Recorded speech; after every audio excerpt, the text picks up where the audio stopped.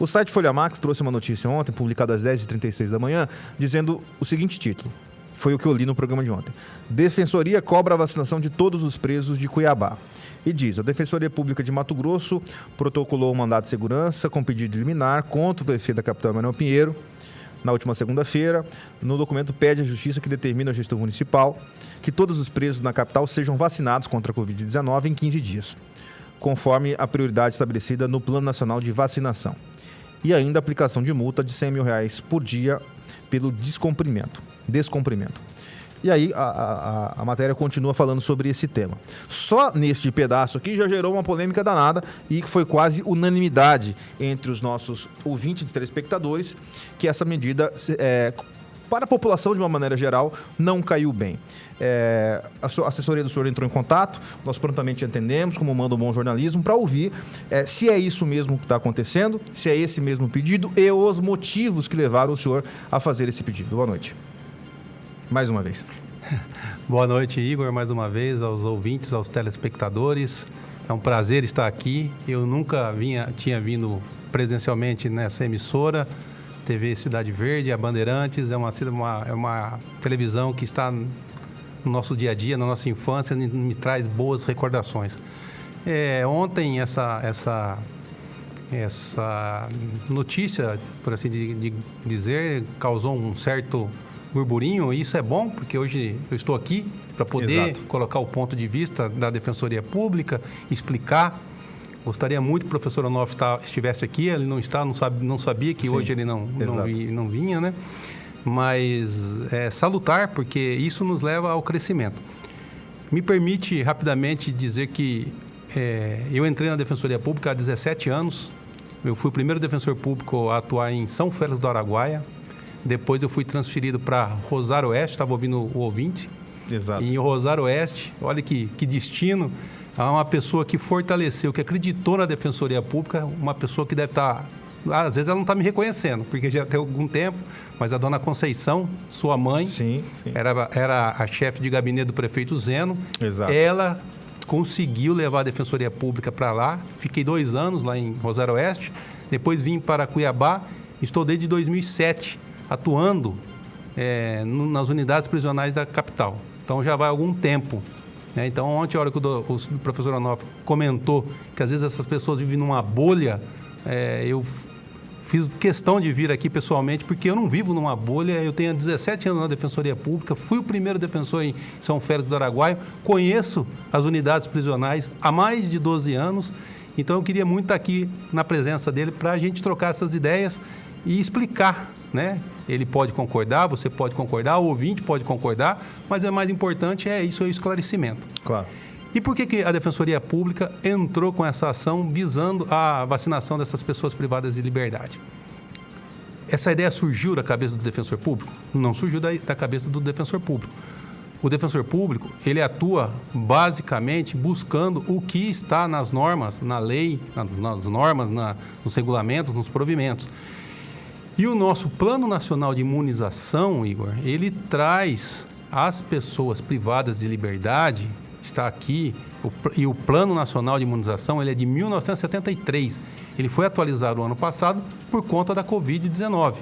Ele traz uma série de categorias que estão na prioridade da vacinação da Covid-19. E por que o plano traz essas pessoas como privadas, essas pessoas nessa prioridade? Obviamente porque são grupos que necessitam de um cuidado maior, de uma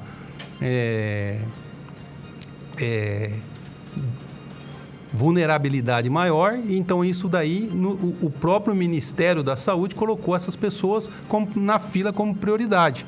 E nós oficiamos o prefeito municipal.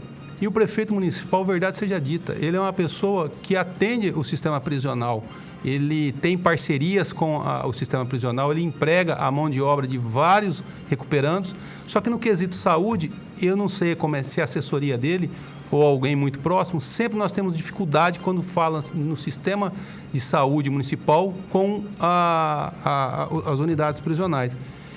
E ele não respondeu por conta dessas pessoas estarem catalogadas como prioritárias dentro do Plano Nacional de Imunização, a Defensoria Pública entrou com mandado de segurança pedindo, já que o município está vacinando, já iniciou a vacinação das pessoas que não estão mais nesse grupo, que a Justiça, se assim ela entender, que ela determine a vacinação dessas pessoas também. É isso que nós estamos querendo, por conta do próprio documento do Ministério da Saúde. Doutor, em cima daquilo que o senhor está relatando, obviamente o senhor está pedindo para que a legislação seja cumprida. Algumas perguntas me surgem e as perguntas dos ouvintes também daqui a pouco vão começar a chegar. É óbvio que mesmo estando na legislação, isso foi divulgado bem quando começou a vacinação aqui, nós divulgamos isso, inclusive eu falei, gente, é um absurdo você ter que vacinar quem escolheu cometer crime em detrimento do cidadão que está aqui morrendo fora, trabalhando, pagando imposto e não está tendo vacina.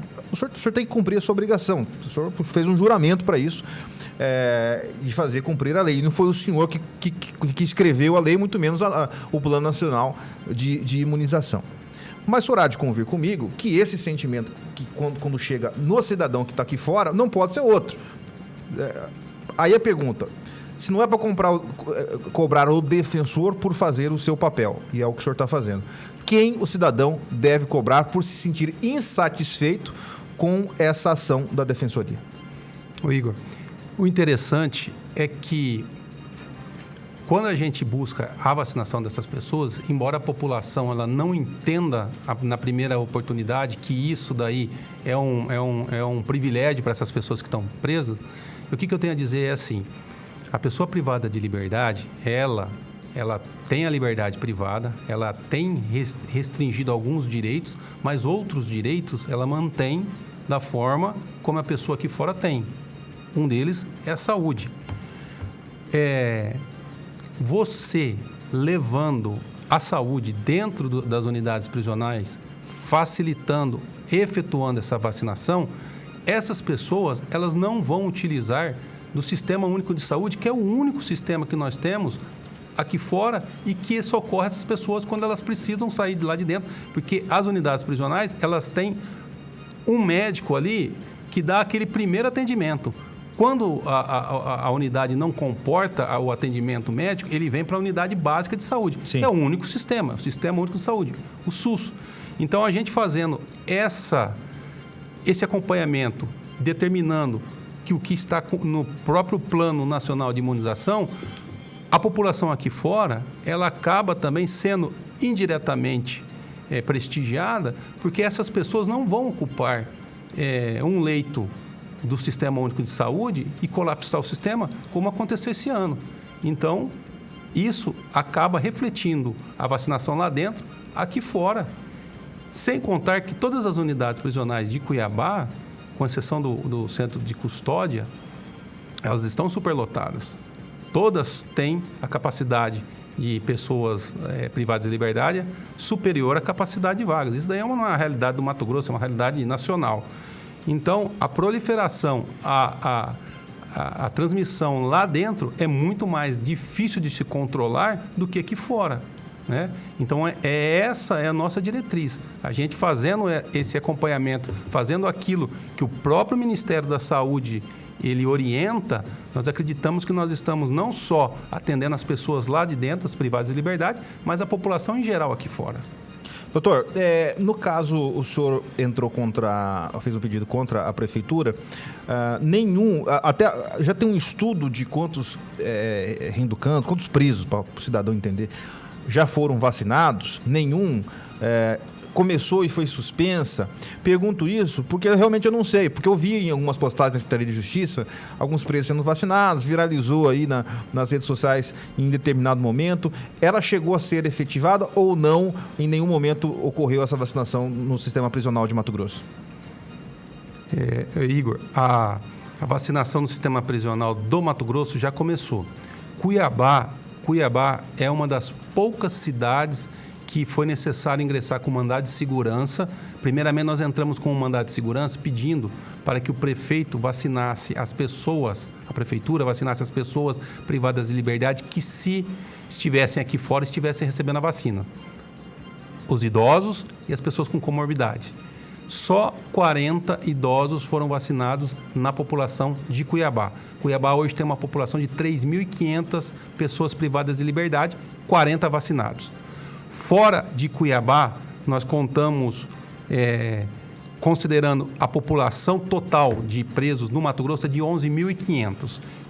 Arredondando, tirando 3.500, sobram 8.000 presos no Várzea Grande e o restante do interior.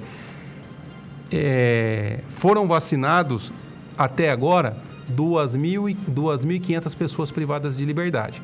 No estado? No estado, sendo 40 em Cuiabá. Cuiabá não vacinou nem 2% da sua população privada de liberdade. E só fez depois do mandato de segurança impetrado para a vacinação dos idosos e das pessoas com comorbidade.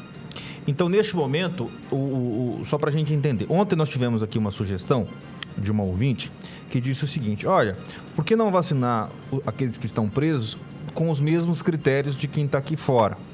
Ou seja, como o senhor disse, vacinou os idosos, os comorbidades, e da forma que o prefeito vai abrindo para quem está livre, também abrir para quem está preso.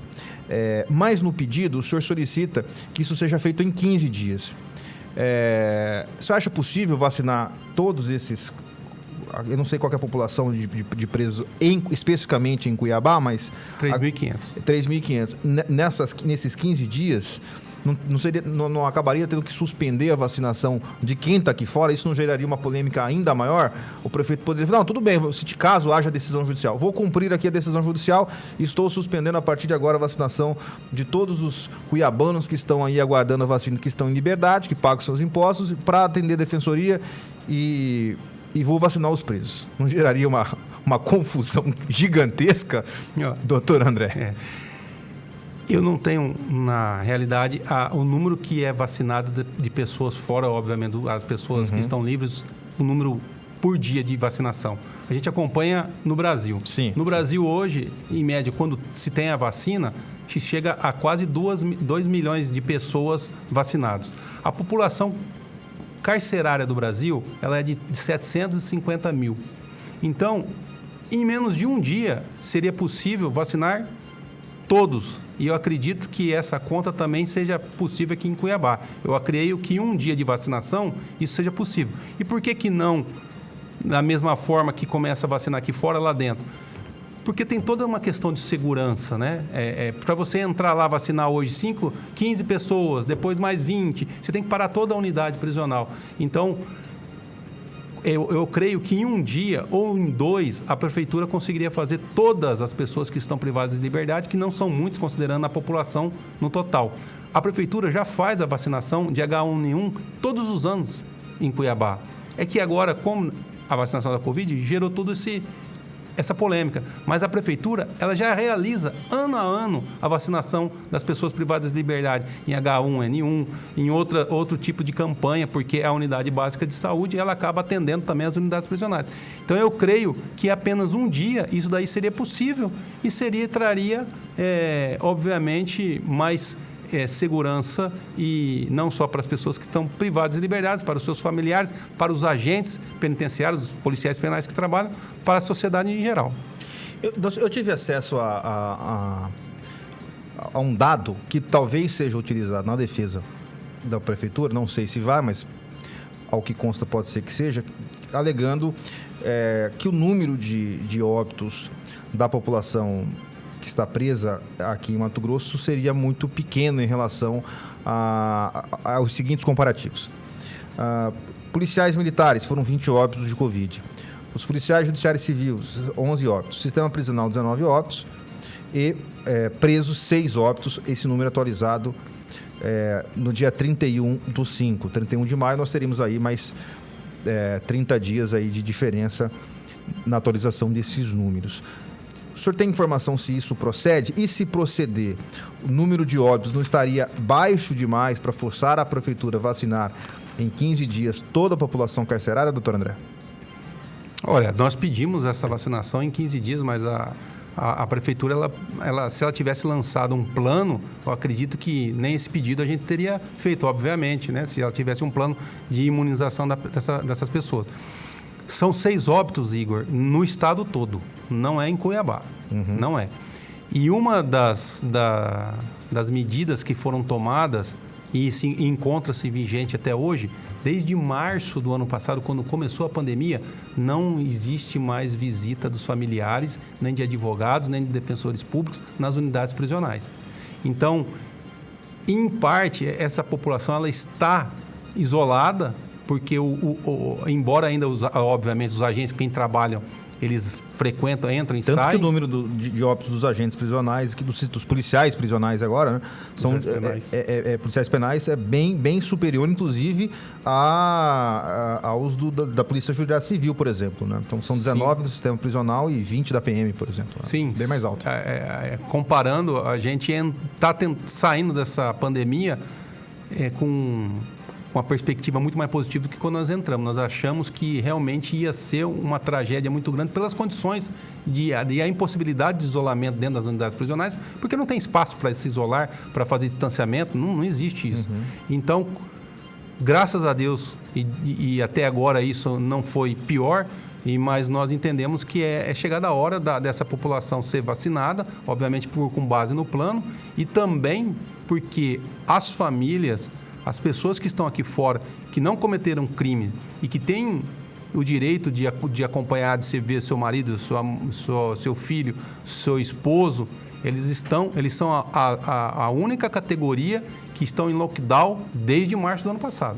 É a única categoria dentro do Brasil que não tem exceção, que não tem visita, são as pessoas privadas de liberdade desde março do ano passado. Doutor, o senhor está, obviamente, cuidando dessa área. Para quem não entende como é que funciona o organograma da defensoria, cada defensor é designado para atender determinadas áreas. O senhor está cuidando dessa área prisional. A minha pergunta é a seguinte. Ontem chegaram aqui várias mensagens questionando a defensoria como um todo. Olha, eu não vi a defensoria fazer pedido para vacinar, por exemplo, determinada classe social menos favorecida. Olha, eu não vi a defensoria fazendo uma petição obrigando o governo, a prefeitura, sabe-se lá quem, a antecipar a vacinação de algum grupo de risco ou cobrando mais vacinas. O senhor, obviamente, responde pela área que o senhor foi designado, mas, obviamente, o senhor também acompanha o trabalho da defensoria como um todo dos seus colegas. A defensoria, minha pergunta é muito objetiva, somente solicitou isso para os presos ou em algum outro momento os seus colegas ou outras áreas da defensoria solicitaram também a vacinação antecipada para outras categorias, outras profissões ou grupos de risco, etc? Igor, muito obrigado pela pergunta, como diria o Wilson Santos. Essa pergunta, ela é de suma importância porque parece que eu estou falando em nome só da defensoria e eu faço parte de uma defensoria. A defensoria é muito maior, né? E tenho o prazer de ter colegas muito atuantes. Inclusive, eu queria agradecer o Dr. Fábio, que deve estar nos assistindo. Ele é coordenador do GAEDIC Saúde. O GAEDIC Saúde, ele atuou firmemente na defesa da população fora do cárcere desde o começo da pandemia.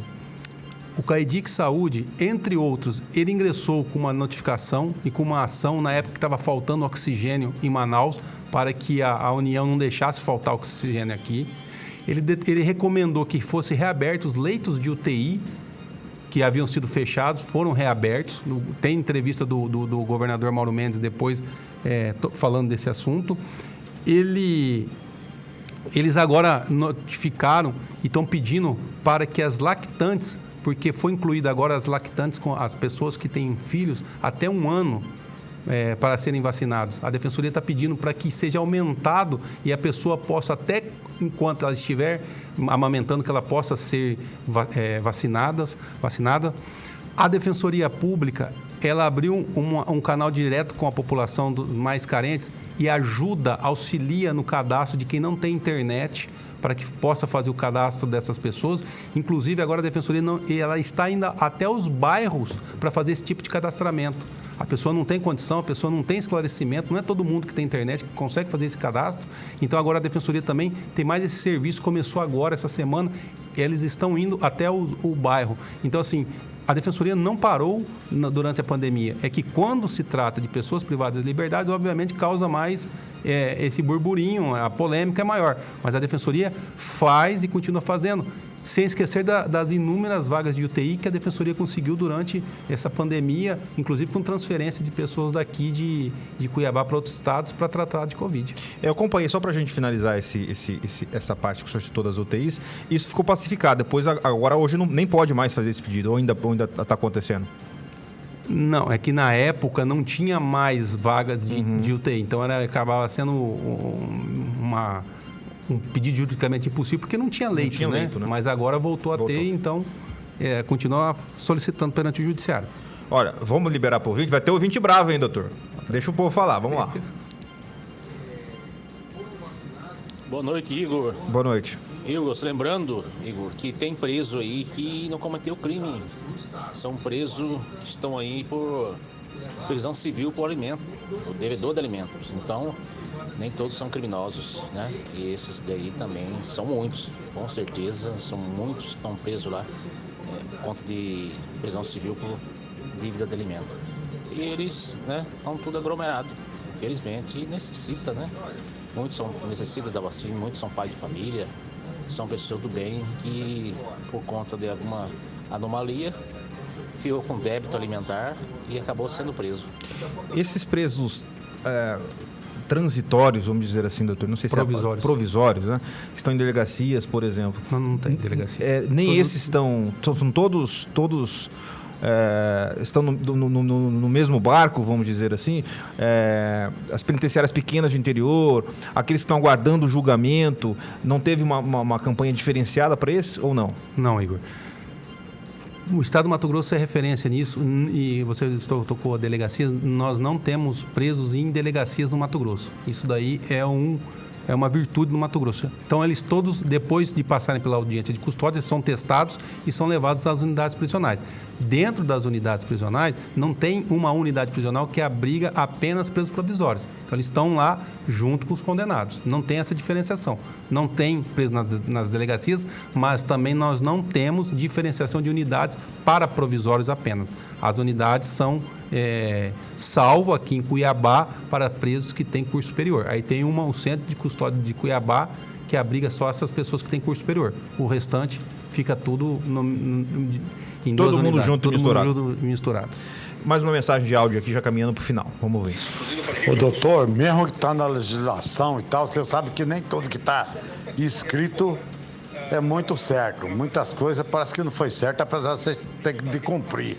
Mas o trabalhador não tem importância nenhuma nessa legislação, não. Só os presos, esse povo fora da lei que tem.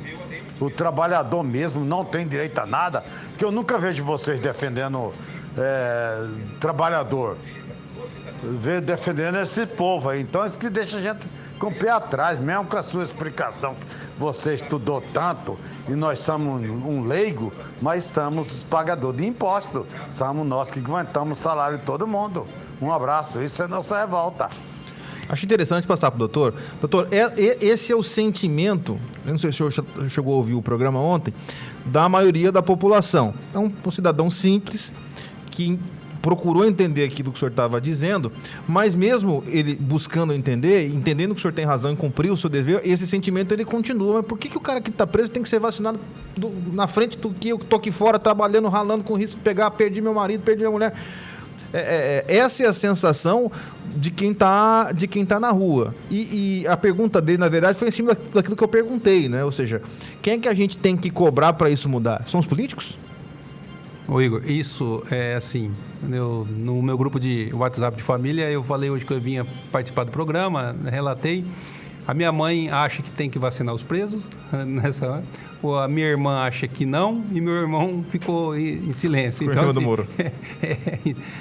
Obviamente, cada um tem uma posição formada, claro. Mas é que nós dizemos, a gente está buscando o que está no próprio documento do Ministério da Saúde. Esse documento foi elaborado por pessoas, por técnicos. Eu creio que esse documento, ele foi elaborado e ele existe exatamente pela superpopulação carcerária, da impossibilidade de isolamento lá dentro das unidades prisionais e do risco aumentado dentro dessas unidades prisionais, né? Infelizmente, é a nossa realidade e por conta disso, nós que atuamos com base nisso, na legislação, buscamos que seja cumprido, né? Nós não podemos fechar, eu não posso, como defensor atuante nessa área, fechar os olhos para o que está acontecendo sem que eu possa fazer. E está na mão do Poder Judiciário. Quem vai decidir é a Justiça com base nessa documentação que nós enviamos. Correto. São 19h01, nosso tempo já estourou. Doutor André, obrigado pela sua presença aqui para conversar conosco, esclarecer os nossos ouvintes, debater mais uma vez este tema em conjunto com os nossos ouvintes, com os nossos telespectadores. Muito obrigado. Igor, eu agradeço novamente a oportunidade, fico muito feliz de poder participar, estamos abertos e quero com certeza voltar outras vezes. É só comunicar que a Defensoria está de prontidão e sempre a serviço de todos. Muito obrigado. Na que sair a decisão aqui, a gente volta a conversar, viu, doutor? Vamos aguardar. Tem previsão para isso ser julgado essa semana? O pedido liminar geralmente julga rápido, né? Exatamente. O pedido liminar, a gente acredita que até o final dessa semana, ou mais tardar no começo da semana que vem, saia ou que sim ou que não, mas que saia. Tá certo. Obrigado mais uma vez.